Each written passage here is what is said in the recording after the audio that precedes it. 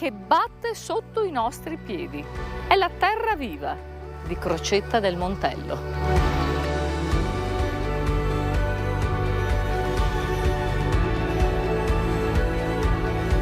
Qui ogni zolla trattiene storia, nutrimento e ossigeno. Qui la natura e l'agricoltura non sono separate, sono un unico ciclo, un equilibrio millenario che respira assieme a noi.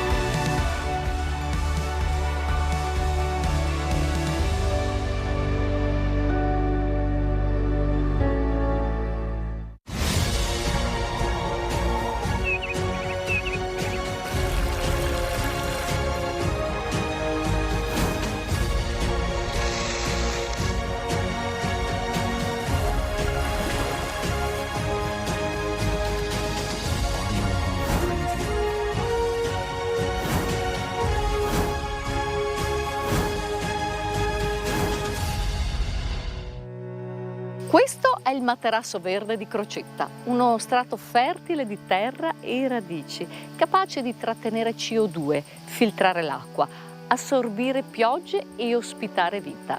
È una ricchezza invisibile ma fondamentale. Qui l'agricoltura segue ancora i ritmi della natura. Le rotazioni rigenerano il suolo, l'agroecologia protegge l'ambiente, i piccoli agricoltori custodiscono un sapere antico.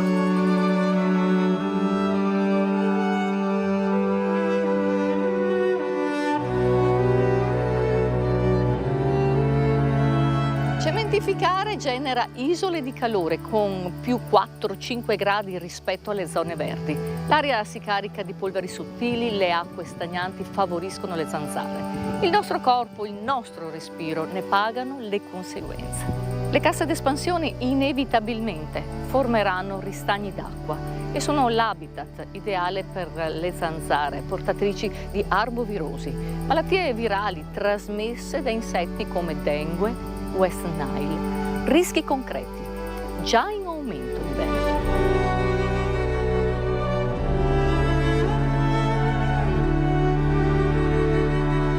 Questa è una zona di grande valore ambientale. Medici e terapeuti utilizzano questi ambienti per percorsi di salute, recuperi psicofisici, immersioni sensoriali.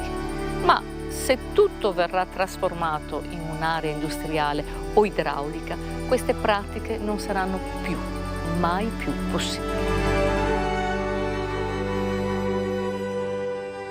Ma come potrebbe cambiare questo meraviglioso ambiente se cominciassero le escavazioni? Ne parliamo con la dottoressa Anna Pozzatello. Buongiorno dottoressa. Buongiorno Ida, salve. Questo ambiente potrebbe cambiare in diversi modi e di sicuro nessuno positivo per l'uomo. Nel senso che inizierei a valutare il discorso delle isole di calore. Con le escavazioni qui si genererebbe un'area sassosa e al termine verranno costruite delle mura, 13 km e mezzo di mura in cemento, poi rivestite di terra. Questo significa che tutto questo verde scomparirebbe.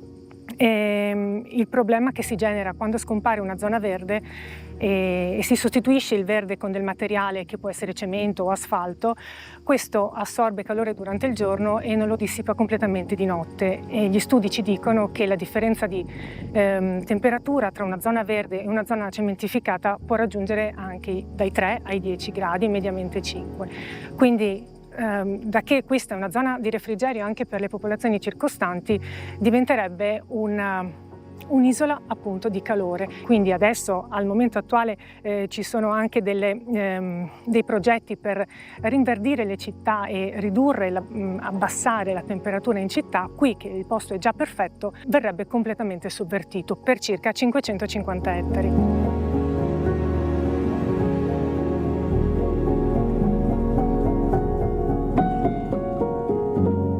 Dottoressa, proprio in virtù di questi grandi scavi, di questi enormi lavori, come potrebbe cambiare la qualità dell'aria, di conseguenza come potrebbe cambiare la qualità della salute dell'uomo?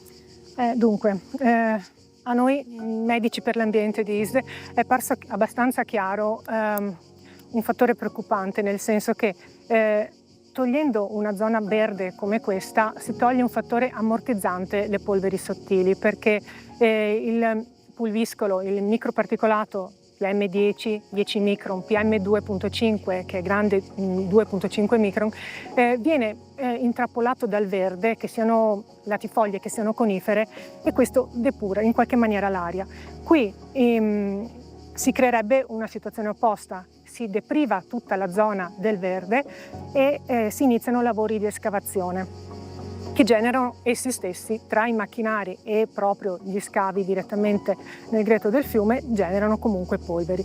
L'Italia, in particolare la pianura padana, ha una maglia nera per le polveri sottili, quindi andremo a praticamente peggiorare questo tipo di inquinamento, dannoso per l'uomo non solo dal punto di vista del sistema respiratorio, ma il particolato più sottile penetra nel torrente sanguigno dell'essere umano e danneggia anche gli altri sistemi. Qui c'era un grande progetto, un grande desiderio di poter aiutare le varie malattie di tante persone proprio attraverso il beneficio della natura e del verde, ora in stand-by. Sì, esatto. Con ISDE si era pensato di poter attivare anche qui, come in altre zone d'Italia, le terapie verdi che puntano a migliorare la condizione delle persone con malattie cardiovascolari, obesità, diabete, malattie psichiatriche, e al momento tutto questo è in sospensione, è sospeso, perché non sappiamo che fine faranno.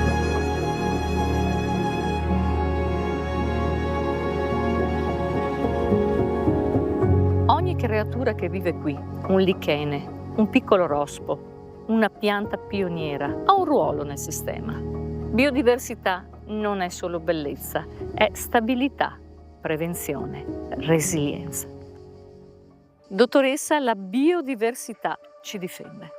Esatto. Per biodiversità si intende diversità di patrimonio genetico animale e vegetale, e dalla biodiversità dipendono servizi ecosistemici come ad esempio l'impollinazione da parte degli insetti pronubi, la variabilità del nostro approvvigionamento di cibo.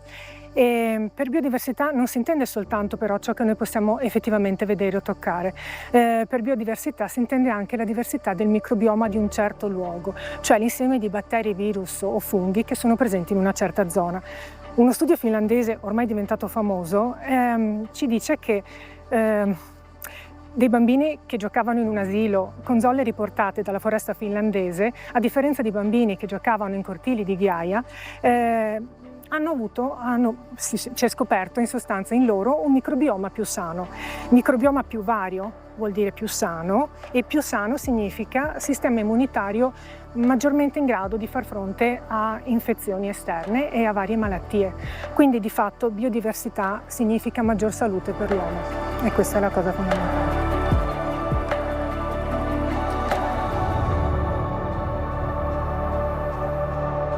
Crocetta del Montello non sono solo acque cristalline e prati incontaminati, ma molto, molto di più. Ci accoglie il consigliere comunale Andrea Martinazzo. Ciao Andrea. Ciao Ida, benvenuta. Hai proprio ragione, anche l'agricoltura è una parte importante all'interno del nostro comune di Crocetta del Montello. Qui per esempio ci troviamo nel vitigno Glera, che serve appunto per produrre il nostro prosecco. Qui è terra di Montello e Colli Asolani di OCG, e non è l'unica cultura, in prevalenza prosecco, ma anche vino rosso, quindi uva Baccarossa, che serve appunto per il vino rosso del Montello di OCG. Quanto importante è l'agricoltura per questa zona, che non può andare persa o essere rovinata? Beh, è assolutamente importante per le persone che vivono questo territorio. Basti pensare che queste coltivazioni sono per la maggior parte fatte da piccoli produttori locali o comunque da privati, e quindi è necessario che queste zone vengano tutelate, in quanto sono molto importanti per la sopravvivenza dell'agricoltura all'interno di questo territorio, e anche per l'importanza che danno alle famiglie in quantità di sovvenzione di materiale, di cibo all'interno delle famiglie. Ma qui in questa zona ci sono anche dei prodotti che legano alla biodiversità del territorio. Esatto, hai ragione, parliamo del miele.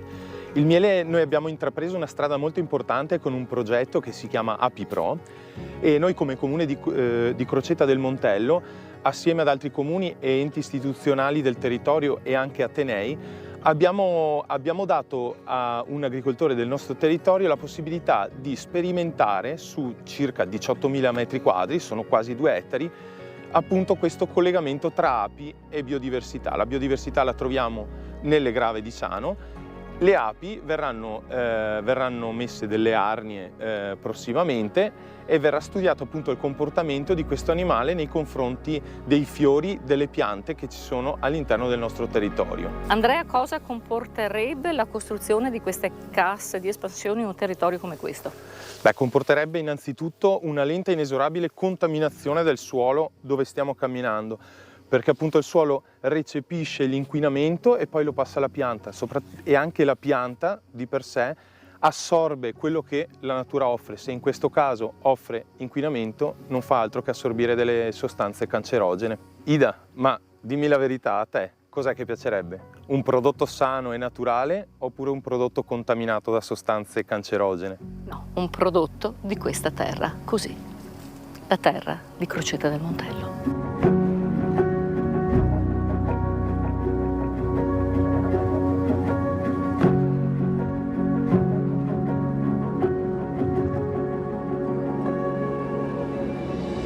A Crocetta la voce si è alzata. È la voce di chi ama questa terra e sa che il vero futuro si costruisce proteggendola. Non con muri o casse di espansione, ma con radici.